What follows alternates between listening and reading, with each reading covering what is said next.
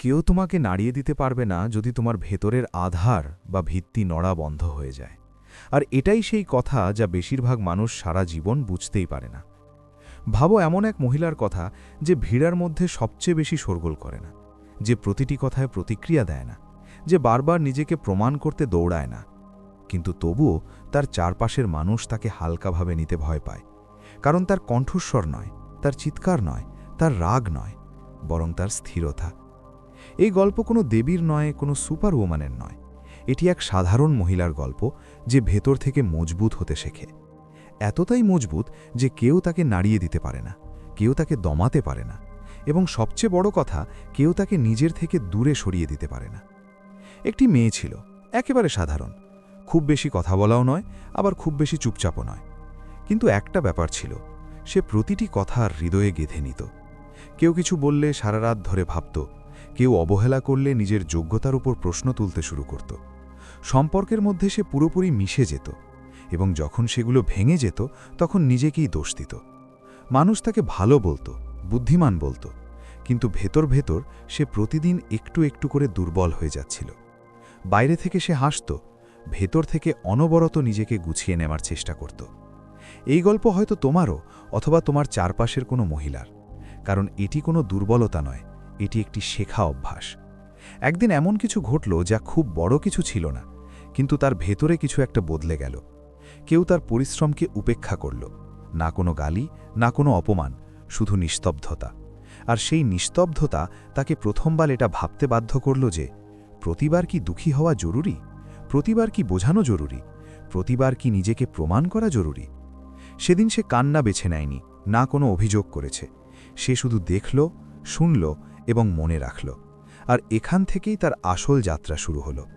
সে ধীরে ধীরে বুঝতে শুরু করল যে দুনিয়া তাকেই সবচেয়ে বেশি দমিয়ে রাখে যে নিজেকে দমতে যেতে দেয়।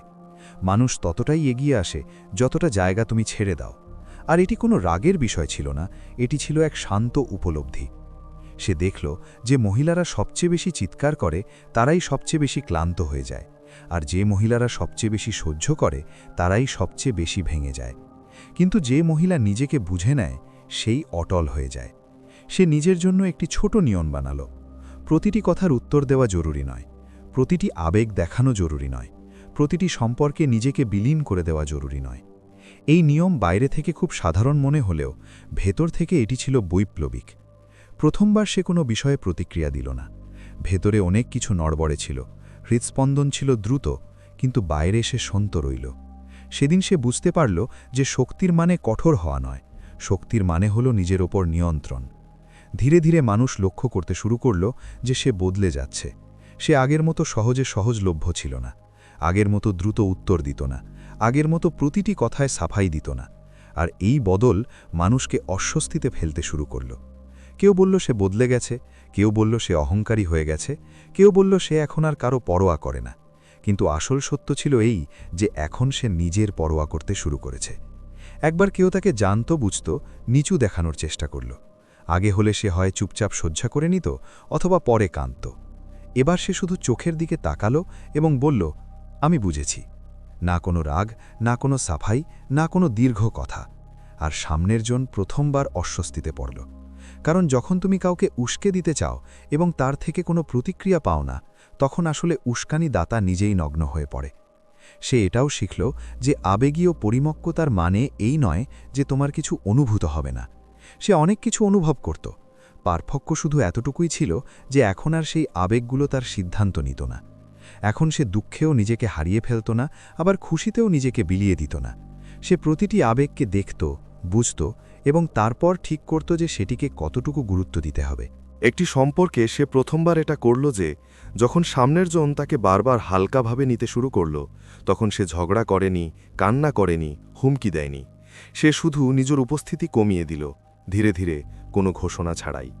কিছু সময় পর সামনের জন উপলব্ধি করল যে যে মেয়েটি সবসময় সহজলভ্য ছিল সে এখন আর নেই। তখন সে ফিরে এলো প্রশ্ন নিয়ে, অভিযোগ নিয়ে। কিন্তু ততক্ষণে সেই মহিলা ভেতর থেকে বদলে গেছে। সে শুনল কিন্তু গলে গেল না, সে বুঝল কিন্তু ফিরে গেল না। কারণ এখন সে শিখে নিয়েছে যে কোনো মানুষের গুরুত্ব ততক্ষণই যতক্ষণ সে নিজেকে গুরুত্ব দেয়। এটি কোনো প্রতিশোধের গল্প নয়, এটি আত্মসম্মানের গল্প। সে কাউকে নিচু দেখিয়ে ওপরে ওঠেনি, সে শুধু নিজেকে মাটির ওপর শক্ত করে দাঁড় করাতে পেরেছে। আর যখন তুমি মজবুতভাবে দাঁড়াও, তখন দুনিয়া নিজে থেকেই তোমার চারপাশে তাদের ব্যবহার বদলে ফেলে। সে এটাও দেখল যে যারা তাকে দমানোর চেষ্টা করত তারা প্রায়ই নিজেরা খুব ভীত ছিল। ভীত ছিল এই ভেবে যে পাছে তাদের নিয়ন্ত্রণ চলে না যায়, ভীত ছিল পাছে তাদের গুরুত্ব কমে না যায়। আর এটা বুঝতে পারার সাথে সাথেই তার ভেতরে করুণা এলো, ভয় নয়। সে এখন আর কারো সাথে লড়াই করত না, কারণ তার লড়াই করার প্রয়োজনই ছিল না। একদিন কেউ তাকে জিজ্ঞেস করল, তুমি এত শান্ত কিভাবে থাকো? সে হেসে বলল, কারণ আমি ঠিক করে নিয়েছি যে প্রতিটি লড়াই আমার নয়।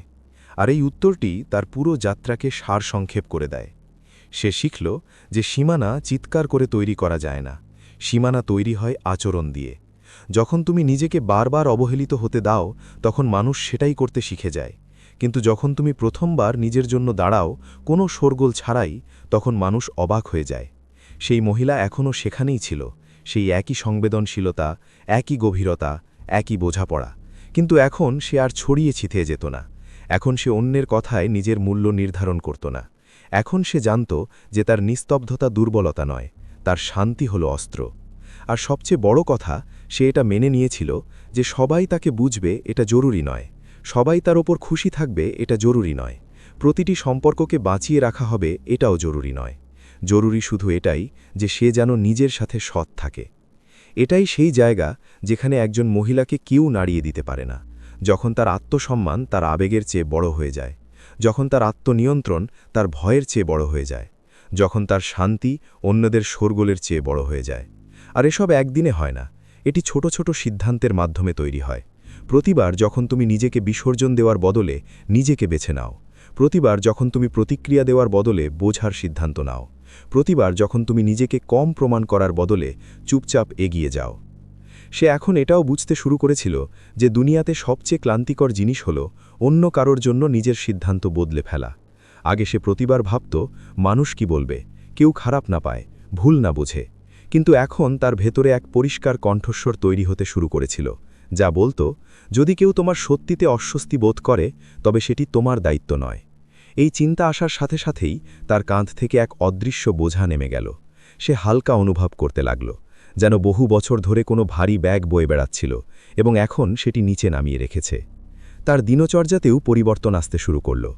আগে সে প্রতিটি অবসর সময়ে মানুষের মেসেজের জন্য অপেক্ষা করত, কলের উত্তর দিত, নিজের সহজলভ্যতা প্রমাণ করতে থাকত। এখন সে নিজের সময়কে গুরুত্ব দিতে শুরু করল। সে অপরাধ বোধ ছাড়াই একা বসত, কখনো চা খেতে খেতে জানলার বাইরে তাকাত, কখনো নিছক নিস্তব্ধতায় নিজেরই চিন্তাভাবনাগুলো শুনত। সে উপলব্ধি করল যে একা থাকা আর একাকিত্ব আলাদা জিনিস। একাকিত্ব তখন হয় যখন তুমি নিজের থেকে পালাও, আর একা থাকা তখন যখন তুমি নিজের সাথে সাক্ষাৎ করতে শুরু করো। একবার এক ঘনিষ্ঠ ব্যক্তি তাকে বলল, তুমি আর আগের মতো নেই। পুরনো দিনে এই বাক্যটি তাকে ভেতর পর্যন্ত কাঁপিয়ে দিত। সে ভাবতে শুরু করত যে হয়তো সে সত্যিই ভুল পথে যাচ্ছে। কিন্তু এবার সে শুধু জানতে চাইল, আগের মতো মানে? সামনের জন কিছু মুহূর্ত চুপ করে রইল, কারণ প্রায়ই মানুষ পরিবর্তন দেখে ভয় পায় এবং সেটা শব্দ দিয়ে বোঝাতে পারে না। সে তখন বুঝল যে যখন তুমি বদলে যাও, তখন আসলে সামনের জন তোমার ওপরকার ধরাছোঁয়া বা নিয়ন্ত্রণ শিথিল হতে অনুভব করে। সেই মহিলা এখন বিতর্ক থেকে দূরে থাকতে শুরু করেছিল, কিন্তু সত্য থেকে নয়। যদি কেউ তার সীমা লঙ্ঘন করত, সে শান্তভাবে কিন্তু পরিষ্কার ভাষায় নিজের কথা জানাত। কোনো চিৎকার নয়, কোনো খোঁচা মারা কথা নয়, কোনো কটাক্ষ নয়, ব্যাস সরাসরি কথা। আর এই সোজাসাপটা আচরণ অনেক মানুষের মনে বিঁধতে লাগল, কারণ তারা তার পুরনো সহনশীলতায় অভ্যস্ত ছিল। কিন্তু সে জেনে গিয়েছিল যে সহনশীলতা আর আত্মত্যাগের মাঝে খুব সূক্ষ্ম একটি রেখা থাকে, আর সেই রেখাটি এখন সে দেখতে পাচ্ছিল। সে নিজের ভেতরে এটাও শনাক্ত করল যে প্রতিবার দুঃখের কারণ বাইরে থাকে না। অনেক সময় দুঃখ এই কারণে হয় কারণ আমরা ভুল জায়গায় প্রত্যাশা করে ফেলি। সে এখন প্রত্যাশা কমাচ্ছিল না, বরং প্রত্যাশাগুলো বুদ্ধিমত্তার সাথে বেছে নিচ্ছিল। কার থেকে কতটা, কোথায় এবং কেন, এই বোঝাপড়া তাকে বারবার ভেঙে যাওয়া থেকে বাঁচাতে লাগল। এখন যখন কেউ তাকে হতাশ করত, সে নিজেকে দোষ দিত না, সে শুধু বিষয়টি লক্ষ্য করত এবং সামনে এগিয়ে যেত। তার সবচেয়ে বড় শিক্ষা ছিল এই যে সম্মান চেয়ে পাওয়া যায় না, সম্মান নিজেকে দেওয়ার মাধ্যমে শুরু হয়। যেদিন থেকে সে নিজেকে এটা বলা বন্ধ করল যে আমি কম বা অযোগ্য, সেদিন থেকেই দুনিয়াও তাকে কম বোঝা বন্ধ করে দিল। এটি কোনো জাদু ছিল না, এটি ছিল আচরণের প্রভাব। সে যেখানেই যেত মানুষ তার সাথে অন্যভাবে কথা বলতে শুরু করল, কারণ এখন তার চোখে ভয় ছিল না, কোনো অভাব বা অনুনয় ছিল না, তার চোখে ছিল স্পষ্টতা। একটি উদাহরণ তার আজও মনে পড়ে। একটি মিটিংয়ে তার কথা উপেক্ষা করা হয়েছিল। আগে হলে সে হয় নিজেকে চুপ করিয়ে নিত অথবা পরে কারো কাছে অভিযোগ করত। এবার সে মিটিংয়ের শেষে শান্তভাবে বলল, আমার কথাটি অসম্পূর্ণ থেকে গিয়েছিল, আমি সেটি পূর্ণ করতে চাই। কোনো আগ্রাসন নেই, কোনো সাফাই নেই, ব্যাস আত্মবিশ্বাস। ঘরে কিছু মুহূর্তের নিস্তব্ধতা ছেয়ে গেল এবং তারপর সবাই তার কথা শুনল। সেদিন সে বুঝল যে কণ্ঠস্বর উঁচুয়ে নয়, ভেতর থেকে মজবুত হলে তবেই কথা শোনা যায়। সে এখন নিজের ভয়কেও আলাদা নজরে দেখতে শুরু করেছিল। আগে ভয় তাকে থামিয়ে দিত, এখন ভয় তাকে দিশা দেখাত। যদি কোনো পরিস্থিতিতে তার ভয় লাগত, সে নিজেকে প্রশ্ন করত, এই ভয় আমাকে কি শেখাচ্ছে? প্রায়ই উত্তর আসত, এখানে আমার নিজের জন্য দাঁড়ানো প্রয়োজন। আর প্রতিবার যখন সে ভয় পাওয়া সত্ত্বেও শান্ত থেকে সঠিক পদক্ষেপ নিত, তার ভয় আরও একটু ছোট হয়ে যেত। তার আবেগীয় পরিমক্কতার সবচেয়ে বড় প্রমাণ ছিল এই যে এখন সে কাউকে বদলানোর চেষ্টা করত না, না সঙ্গীকে, না পরিবারকে, না বন্ধুদের। সে জেনে গিয়েছিল যে বদলানোর চেষ্টা মানুষকে ক্লান্ত করে, আর মেনে নেওয়া বা গ্রহণ করা মানুষকে মুক্ত করে। যদি কেউ তার মূল্যবোধের সাথে না মিলত, তবে সে নিজেকে দুমুড়ে মুচড়ে খাপ খাওয়ানোর বদলে দূরত্ব বেছে নিত। এই দূরত্ব কোনো শাস্তি ছিল না, এটি ছিল সুরক্ষা। ধীরে ধীরে সে দেখল যে কিছু মানুষ তার এই শান্ত স্বভাবের প্রতি আকৃষ্ট হতে শুরু করেছে। তারা তার কাছে পরামর্শ নিতে আসত, তার পাশে বসে হালকা অনুভব করত। সে তাদের উপদেশ দিত না, শুধু শুনত, কারণ সে জেনে গিয়েছিল যে প্রত্যেকের সমাধানের প্রয়োজন হয় না, অনেক সময় শুধু একটি নিরাপদ আশ্রয়ের প্রয়োজন হয়। আর সে নিজেও আগে এমন একটি আশ্রয়ের খোঁজে ছিল। সেই মহিলা এখন আর কারো প্রতিক্রিয়ার উপর ভিত্তি করে নিজের দিক পরিবর্তন করত না। প্রশংসা পেলে খুশি হতো, কিন্তু উড়ে বেড়াত না। সমালোচনা শুনলে মন দিত, কিন্তু ভেঙে পড়ত না। সে নিজেকে মাঝখানে ভারসাম্যপূর্ণ রাখা শিখে গিয়েছিল, আর এই ভারসাম্যই তাকে অটল করে তুলছিল। একদিন সে পেছন ফিরে নিজের পুরনো ছবি দেখল। সেই মেয়েটি যে প্রতিটি কথায় নিজেকে ছোট করে ফেলত। তার মনে কোনো লজ্জা ছিল না, রাগও ছিল না, ছিল শুধু বোধোদয়। সে নিজেকে বলল, তুমি তখনও তোমার সাধ্যমতো চেষ্টা করছিলে, শুধু তোমার কাছে সঠিক উপায়গুলো জানা ছিল না। এই স্বীকারোক্তি তাকে নিজের আরও কাছে নিয়ে এলো। এখন তাকে কেউ সহজে নাড়িয়ে দিতে পারত না, কারণ তার আধার বা ভিত্তি বাইরে নয়, ভেতরে ছিল। কেউ তাকে দমাতে পারত না, কারণ সে নিজেকে বিলিয়ে দেওয়া বা অকারণে ছড়িয়ে দেওয়া বন্ধ করে দিয়েছিল। সে কোনো গণ্ডিতে সীমাবদ্ধ ছিল না, সে নিজের সীমানাগুলো চিনতে শুরু করেছিল, আর এই চেনাই তাকে স্বাধীন করে তুলছিল। এখন মানুষ তার শব্দের চেয়ে তার উপস্থিতি বেশি অনুভব করতে শুরু করল। সে কম কথা বলতো, কিন্তু যখন বলতো তখন কথাগুলো বাতাসে মিলিয়ে যেত না, তার মধ্যে এক স্থিরতা ছিল। সে বুঝে নিয়েছিল যে প্রতিটি কথা বলা জরুরি নয়, অনেক সময় সঠিক সময় পর্যন্ত চুপ থাকাই সবচেয়ে বুদ্ধিদীপ্ত উত্তর হয়। স্টোয়িক ভাবনা এটাই শেখায় যে শব্দের মূল্য তাদের সংখ্যার ওপর নয়, তাদের সঠিক সময়ের ওপর নির্ভর করে। সে প্রতিটি বিষয়ে প্রতিক্রিয়া দেওয়া ছেড়ে দিয়েছিল, কারণ সে জেনে গিয়েছিল যে প্রতিটি প্রতিক্রিয়া আসলে নিজের শান্তিকে বিঘ্নিত করার একটি আমন্ত্রণ। আর এখন সে বেশিরভাগ আমন্ত্রণ গ্রহণ করত না। এখন যদি কেউ তাকে নিচু দেখানোর চেষ্টা করত, সে সেটা নিজের উপর নিত না। তার কাছে এটা পরিষ্কার হয়ে গিয়েছিল যে মানুষের ব্যবহার প্রায়ই তাদের নিজস্ব মানসিক জটিলতার প্রতিফলন। এই উপলব্ধি তাকে কঠোর নয়, বরং হালকা করে দিয়েছিল। সে অন্যকে দোষ দিত না, কিন্তু নিজেকেও ভাঙতে দিত না।